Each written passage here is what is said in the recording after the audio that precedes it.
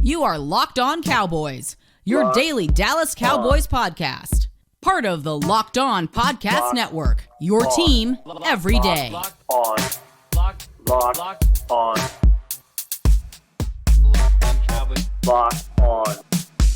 Cowboys. What is up, everybody? It is Crossover Thursday. On today's show, we have Locked On Chargers, Locked On Cowboys, Monday Night Football, one of the games of the week for sure. And today I'm joined by Marcus Mosier. I am Daniel Wade from Locked On Chargers. What's up, Marcus? How you doing, man? Not great. I mean, listen, coming off a loss like that, it's pretty depressing and demoralizing. And it feels like this Monday night game cannot get here fast enough. Yeah, man. I mean, I think the nice thing is obviously the Chargers have been a get-right team for other teams before. But today we're going to be getting into what the biggest storylines are for the Chargers. Kellen Moore revenge game. I know that'll be a big topic going into this week, and we'll talk about the biggest matchups and what it's going to take for each of these teams to pick up a huge Monday Night Football win in prime time. But today's episode is brought to you, of course, on Crossover Thursday by PrizePicks.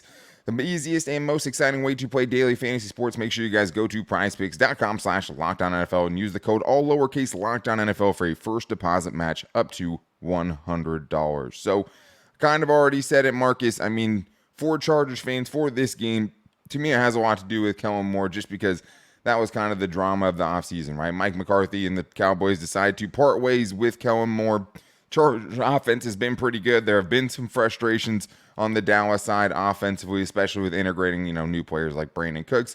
And just, I think, to take Landon McCool's quote from, I think, your last show, just like a little clunky offensively for the Cowboys so far this year, even with, 330-plus point games. But obviously, a lot of that has to do with the defensive side of things as well. So what have been your thoughts of the Cowboys offense so far post-Kellen Moore? It's been strange. There's been a couple games like against the Giants. They looked fantastic. Against the Jets, I thought that was one of the better offensive performances that they've had in a while. Just they look crisp. They were able to move the ball up and down the field. But when they play a team like the 49ers, it just seems like they're very discombobulated. And there's nothing that they can hang their hat on right now. They're not running the ball particularly well. CeeDee Lamb is a little bit frustrated with his role in the offense. There are some certain growing pains that the Cowboys are going through right now. You just wonder, is that going to be all season long, or will they eventually figure things out?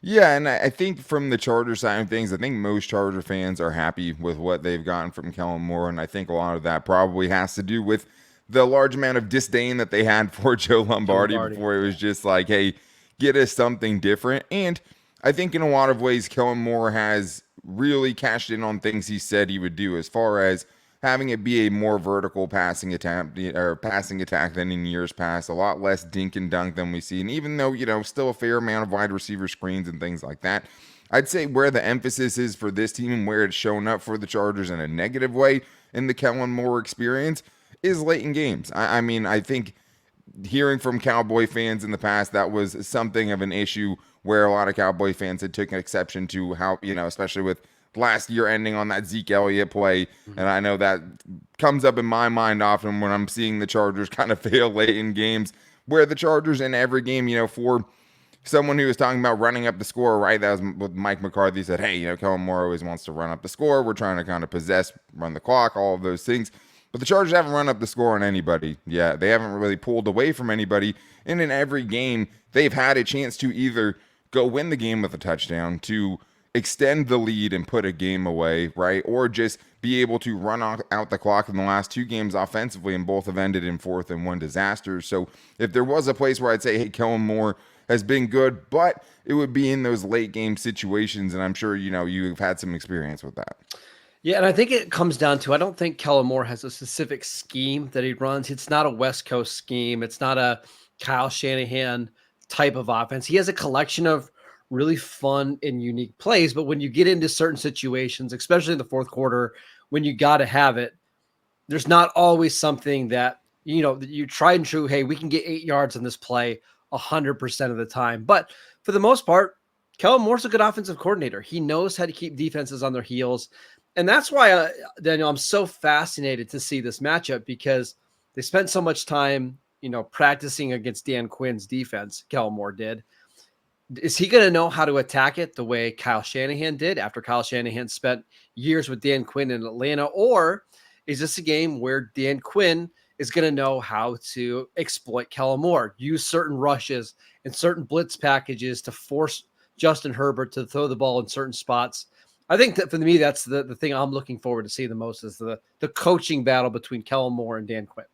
Yeah, we were talking about that on our show yesterday. It's just like who gets the bigger benefit out of that, right? I mean, you'd like to think that Kellen Moore's offense is more different than Dan Quinn's defense is, right? Because Kellen Moore's working with an entirely new group of players, whereas Dan Quinn working with largely the same group, right? At the same time, if Dan Quinn does have a really good idea of how Kellen Moore sets up his protections in key moments, right? If he knows where the weak spots are and what buttons to push when things heat up a little bit, it definitely could derail the Chargers offense a little bit. Is there another big story from this game that you're looking at outside of just Kellen Moore getting revenge after the Cowboys so mercilessly let him go? I want to see the Cowboys defense. They were embarrassed by the 49ers. I mean, we talked about the offense and how much they struggled, only scored 10 points. To me, the bigger story is the defense. They gave up 42 points to the 49ers, and the starters for San Francisco didn't play in the fourth quarter at all. If Christian McCaffrey didn't fumble the ball at the 1 yard line, they easily could have had 49 points in the first three quarters. Now the Cowboys are going to be without Leighton Vander Esch, the only linebacker on the team that was playing at an even average level. The Cowboys have now lost 4 linebackers since the start of the preseason. They're decimated there, which means Micah Parsons probably playing more off the ball linebacker, which is kind of funny because the first game that Parsons actually moved to edge rusher was when they played the Chargers back in 2021 in week 2. So I want to see how they match up against this Chargers offense, especially with Austin Eckler likely coming back this week. Obviously no Mike Williams, but this is the best quarterback the Cowboys have played or that they've played so far. And you can make an argument this is the best quarterback that they're going to play all season. I want to see how the Cowboys defense goes up against that. Yeah, I mean, I think especially like I've heard you guys talk about, the Cowboys aren't a good team when they can get off script right now, right? If they get forced into situations where you have to come back in a game, that's been something that has been a problem for them, which is why, they're the anti-Chargers. They haven't played a single one-score game yet. They've either totally buried teams or gotten themselves into holes that they couldn't get out of. I mean, I think the nice thing is for the Cowboys, you're going up against Chargers offensive line that's been a little shaky at times, and the Cowboys have a pretty good pass rush. And I think for this Chargers offense, like you saw in the second half, without Mike Williams, they can have lulls, right? The Cowboys could put the Chargers in an offensive rut where it's hard for them to get back on track, get back on rhythm, and continue to keep putting up points. Like, I think the Cowboys defense is still really good. I'm not putting too much stock into, giving up 42 points against the 49ers. I think they're probably the best team in the NFL right now. And it feels like a game for the Cowboys where they're going to come out with a little extra, right? Dan Quinn's going to come out with a game plan that's going to be ready to go against the Chargers. And for the Chargers, it's, hey, you had one game without Mike Williams and you didn't score a point in the second half, right? Obviously, there's no Austin Eckler in the mix there too. I think if he plays, you probably score a point in the second half. But this is a team that's kind of in flux right now offensively with the new offensive coordinator who only has 4 games under his belt. And now he's missing his second best receiver while trying to integrate a rookie in Quentin Johnston, while trying to figure out how good Josh Palmer is as a wide receiver too for this team. And what you do if Keenan Allen is not having, a 200-yard game like you did against the Minnesota Vikings. But Micah Parsons is the big one for me, and seeing what that matchup looks like, because I just watched Max Crosby totally, wreck the Chargers offensive game plan in this last game. And Micah Parsons and Max Crosby are in that same tier of game-wrecking level of player that they can kind of single-handedly derail a couple drives. And in a game like this, that feels like it could decide things. So we're going to be getting into the biggest matchups in this game, and I'm going to have all my eyes on Micah Parsons. We're going to get into that coming up right after this. This episode is brought to you by PrizePicks. PrizePicks is the largest independently owned daily fantasy sports platform in North America. It is the easiest and most exciting way to play DFS because it's just you against the numbers. Instead of battling thousands of other players, including pros and sharks, All you have to do is pick more than or less than on 2 to 6 player stat projections and watch the winnings roll in. PrizePicks is the most fun I've had playing DFS. You can win up to 25 times your money this football season. Again, all you have to do is select 2 or more players, pick more or less than on the projected stats, and then place your entry. I love how many different players you can choose from, how many different stat categories. Like you can go pick tackles or sacks or interceptions for defensive players. It's so much fun. PrizePicks also offers weekly promotions that lead to big payouts like Taco Tuesday. Each Tuesday, PrizePicks will discount select players' projections up to 25% to provide even more value. I also love the PrizePicks reboot policy, where they reboot your entry if one of your players is injured in the first half and does not return for the second half. PrizePicks is the only daily fantasy sports platform with injury insurance. Go to prizepicks.com/LockedOnNFL and use promo code LockedOnNFL for a first deposit match up to $100. Again, go to prizepicks.com/LockedOnNFL and use promo code LockedOnNFL for a first deposit match up to $100. All right, Marcus, I mean, I think for this game, I'm looking at the biggest matchups, and I think there's a lot of different ways that you could go with it, because I think in this game, there are mismatches on both sides. There are places where each team could kind of prod the other team and hit some weak spots that we've seen over the first quarter of the season so far this year. I mean, both of these, I think we can say, are flawed teams. You know, I know that the Cowboys, obviously, it would be nice if they could show that they closed the gap, you know, with the 49ers a little bit. And obviously that doesn't feel great right now, but you don't get the 49ers this week. You get the Chargers, and there's going to be some places they can find some success. So what are you looking at as far as the biggest matchups in this game that you're looking forward to seeing the most? I want to see the Chargers pass rushers, Joey Bosa and Khalil Mack, against the Cowboys tackles. I actually thought the Cowboys tackles played pretty well against the 49ers. Terrence Steele struggled a little bit to block Nick Bosa, but that's Nick Bosa. If Dak doesn't feel comfortable, his mechanics get way off, and that's when the problems start to happen for the Cowboys offense. When he's comfortable and he's standing tall in the pocket, this offense is as good as any team in the league. I want to see what Khalil Mack looks like, because I happened to be there against the Raiders when he had 6 sacks and absolutely took over that game. But I also watched the first couple of games of the year where he didn't have a pressure. What kind of Khalil Mack are we getting on Monday? Because I think that's going to probably decide how the Cowboys do on that side of the ball. Yeah, that's one of the ones I had for sure. I mean, I think the pass rush on both sides is a place that you can look and be like, hey, this is what is going to largely decide this game in the big moments. Because, I mean, it's a game of possessions. It's a game of drives. If you have a couple of big sacks and take away 2 scoring opportunities, right, or turn a touchdown into a field goal, if you can get somebody out of field goal range and totally take points away from them in that possession, that could be something that could decide a very close game. And I think the other big thing here has been the Chargers' rise of Tuli Tuipulotu, right? That has been the total wild card that we didn't see coming this season, was just what he was going to look like. I mean, he literally came in as a 20-year-old rookie.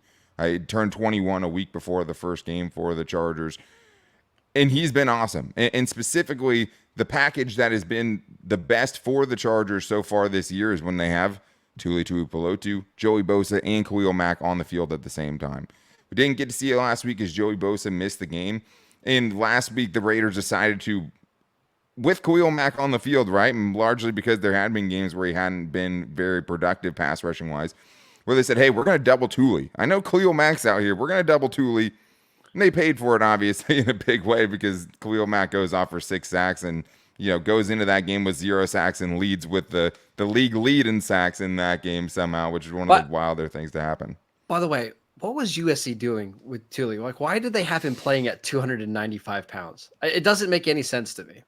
No, dude, it was really wild, because, like, watching him on film and then seeing him when he showed up to Chargers camp, right? Like, it was a totally different person. Like, he had lost 30 pounds. He came in just as a, you know, edge rusher, specifically not some sort of hybrid, because that's kind of what he was, right? Rushing on the interior, rushing on the outside. I don't know, but, like, the thing is, too, is USC's defense. There's probably a whole show just talking about all we the don't things wrong want with to talk that. about Alex Grinch and that defense. No, we can't, man, because I don't know what is going on there, but I can tell you that it's not great at all. So, I mean, I think that's going to be big. That package for the Chargers, it's been, they used it against the Titans a lot in week 2. If you can get the Cowboys in those situations where it's obvious passing situations, and I think the game script is going to be such a big part of this, and you can have those 3 dudes on the field, it's going to be rough, man. Like, those guys somebody's going to get home. Somebody's going to win their one-on-one matchup. Somebody is going to take 2 blocks to open up a free sack for a Joey Bosa or a Khalil Mack. It's going to be huge. But, I mean, as I look at this game, the Cowboys have good players defensively, but Micah Parsons is a game wrecker. And to me, that's what I'm looking at the most, because like you talked about a little bit, I heard you guys on your show too. Hey, he's going to be playing linebacker. It doesn't necessarily mean he's going to lose a ton of snaps on the edge, which I was hoping for, even though, he's going to hurt wherever he is. But we saw Max Crosby wreck the game a little bit against the Chargers when they faced off against the Raiders. And the Chargers have had a hard time getting themselves out of holes when the protection does break down. And so how many snaps is he going to be on the edge? And I think the biggest difference from last week to this week is, unlike Max Crosby, Micah Parsons has a legitimate guy on the other side, right? Yeah. You have DeMarcus Lawrence over there. The Raiders, it's Max Crosby and who else, right? And for me, if this Dallas defense comes out and totally dominates the line of scrimmage and totally can just get their wins at one-on-one in pass rush situations, it's going to be a long day for the Chargers. Yeah, I think you're right to pick Parsons here, because here's my expectation. I don't expect Parsons to lose any pass rushing snaps. Now, where he lines up, we could debate. If I had to guess, I think you're going to see him rush a lot right up basically in the A gap. We didn't mention, but Corey Lindsey, the center for the Chargers, not playing in this game. He was placed, was it on the NFI list, I believe? Yeah. So he's out at least the next 3 games. Right. But we have no idea. That could be the season. My guess is that the Cowboys are going to line Parsons up a lot over the center. That way he can blitz, try to impact Justin Herbert right away, and have him back up into the pressure of DeMarcus Lawrence and Dorrance Armstrong. But what I really expect to happen is, on the plays where Parsons isn't rushing, instead of being on the sideline, he's just going to be playing off the ball linebacker. So I would not be surprised at all. This is one of the games where he plays 98 to 99% of the snaps, very similar to what he did against Tampa Bay in the playoffs, where, hey, Parsons, you want a break? Go play linebacker instead of rushing the passer. Yeah, I mean, what a break for him, right? Go get a blow. And it's just like, oh, actually, no, we need you back out there. So get back out there, you'll get a break on special teams when they're out there. Yeah, I mean, I think him lining up on the interior scares me the most. Because the thing is it's harder to help, right? Like, you can't just put a tight end out there and chip Micah Parsons, because they will line him up all over the place. And I think when you look at where the Chargers' weakest spot is in pass protection, you have 2 second-year guards in Zion Johnson and Jamari Sawyer. You have a backup center that's in the game right now. And the one thing that we saw last year when the Chargers did miss Corey Linsley, because he did miss several games last year, was Will Clapp was fine, but the players around him got worse, right? Yeah. And I think it kind of showed you what Corey Linsley was bringing to the table in that aspect, where it's just like, hey, you're not really seeing, right, all of the things he's doing with the protections he's setting, all of those things. And Dan Quinn would be very smart to attack that, right? Attack the protections, attack where they're going to get the help from. If it's the running back coming in to chip, if it's the running back staying in to protect, and getting Austin Eckler back in pass protection is going to be huge. Getting him in the running game is big, but getting him back in pass protection is really, really big too.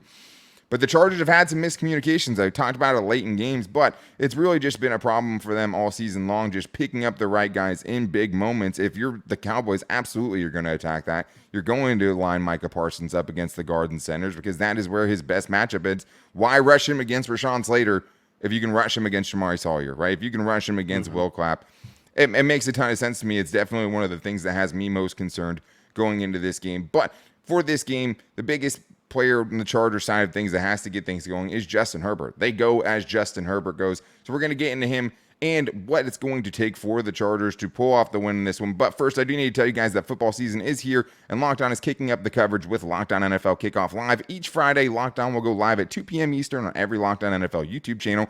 Hosts Tanisha Batiste, Jarvis Davis, and Kyle Krabs are the best in the business and will break down every game, get you ready for your fantasy matchups, and just get the unique insight that every local Locked On expert brings to the table. So find the Locked On NFL Kickoff live every Friday at 2 p.m. Eastern on any Locked On NFL YouTube channel. We're getting into what's going to win this game coming up right after this.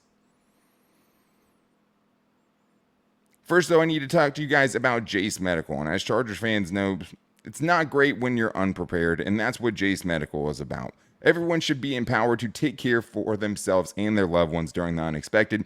That's why Jase Medical offers the Jase Case. The Jase Case provides 5 life-saving antibiotics for emergency use and gives you peace of mind so that you're not just hoping that you have access to medication in an emergency situation. Jase Medical makes sure that you have medication in hand. In Texas, there's actually a lot more things to worry about, I would say, than in California. I mean, we were supposed to get Hurricane Hillary. That ended up not being much. But it made you think, how prepared am I? If things were to be bad, living in a world right now with natural disasters and pandemics and things like that, am I prepared if something were to go wrong? And I think that's what's so important about Jase Case, right? Having those things, having family members that rely on medication, it definitely opens your eyes to, okay, I need these things if things are to go wrong, and that's what Jase Case is here to do. It's simple. They'll handle everything from online evaluation to licensed pharmacy medication delivery and ongoing consultation and care. Don't get caught unprepared. Save more than $360 by getting these life-saving antibiotics with Jace Medical, plus an additional $20 off by using the code LOCKEDON at checkout at jasemedical.com. That's JASE medical.com, promo code LOCKEDON. All right, Marcus, I'm excited for this game. Monday Night Football, primetime Justin Herbert. And to me, he's the most important player in this game, maybe even on both sides, just because I think that the Cowboys have a more complimentary offense. Like, they need Dak to play well, obviously, but I like their running game more than I like the Chargers' rushing attack, which the last 3 games has pretty much been non-existent outside of a 50-yard rush last week by Darius Davis, kind of a gadget player. Justin Herbert last week struggled, right? I mean, I think a lot of people don't realize that, like, he had a 51-yard throw to win the game, to ice the game late against the Raiders. But, like, if he didn't have that 51-yard throw, we're talking about, like, a sub-120 passing yard performance in a game the Chargers, didn't put up a single point in the second half. So I think the underrated part of this game is Justin Herbert's escapability. I know the Cowboys are going to find pass rush in this game. How he is able to navigate that pocket, how they are able to find the hot reads and try to keep the chains moving, I think is going to have a lot to do with his escapability and running away from Micah Parsons. Yeah, and for me, it's the Cowboys offense on first down.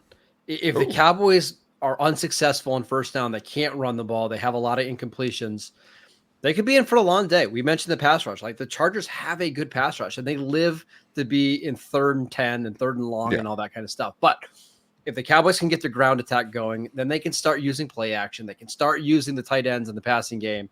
Keep an eye on how the Cowboys do on first downs, because I think that's going to tell the story here for them.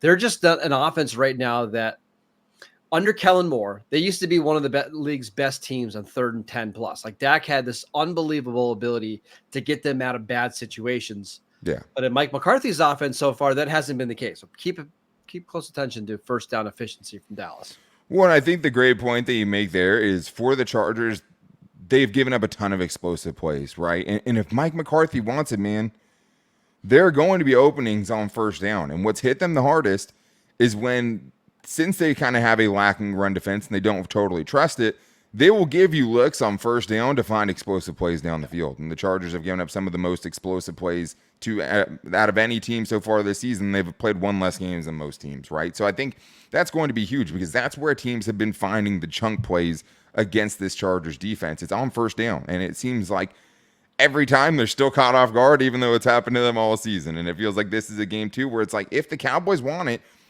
they can find those big chunks on first down, and stay away from those obvious 3rd and long situations to let the Chargers pass rush get involved. And the Chargers is going to be huge too. You cannot let Justin Herbert be trying to, bail you out of 3rd and 11s when you have Micah Parsons on the field. Like, there's only so much scrambling you can do. And Micah Parsons is one of the best athletes in the NFL. Like, you're not just going to be running away from him like Justin Herbert did to Max Crosby at times. Yeah, and they don't have the ability of Mike Williams where they can throw the ball down the field and get a 40-yard gain. Chuck now, up a obviously, prayer. Yeah, and I mean, Mike Williams is one of the best contested catch receivers in the NFL, and he's bailed the Chargers out year in and year out.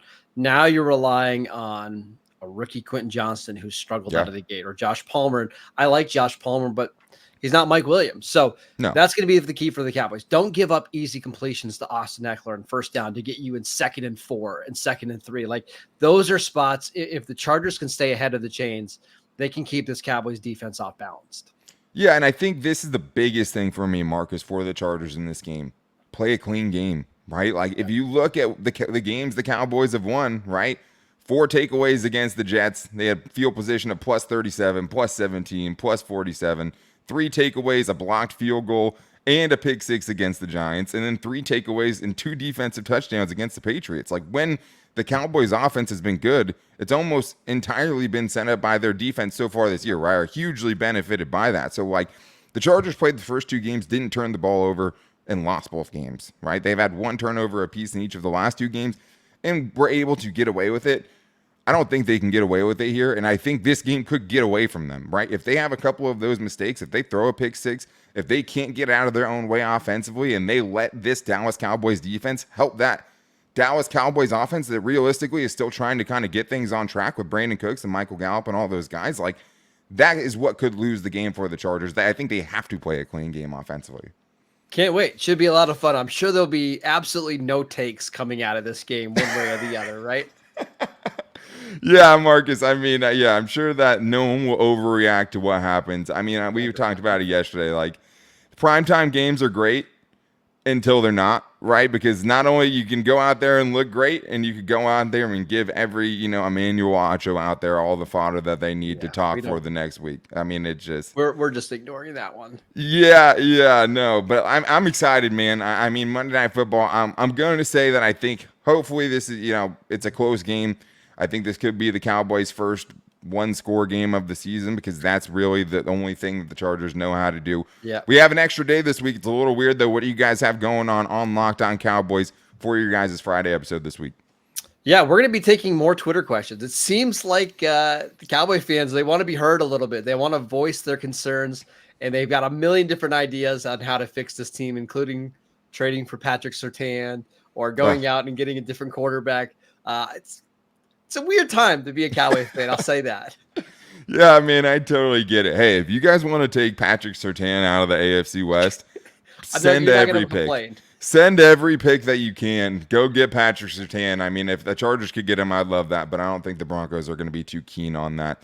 We are supposed to be interviewing on tomorrow's show Quentin Johnston, the Chargers' first-round pick. So hopefully we can have that for the Locked On Chargers Friday show. But if you guys haven't already, make sure to go follow Marcus Mosier at Marcus_Mosier on Twitter. We just call it Twitter now. You can follow me at Dan Talk Sports. And to make sure you guys don't miss it, go subscribe or follow for free to the Locked On Chargers and Locked On Cowboys YouTube channels, as well as following them wherever you get your podcast from. We are so excited for this game. Buckle up, guys. Monday Night Football, 2 teams that have a ton of volatility to them. We should see some fireworks on Monday Night Football, but we'll see you guys back here for the Friday shows. Until then, take it easy.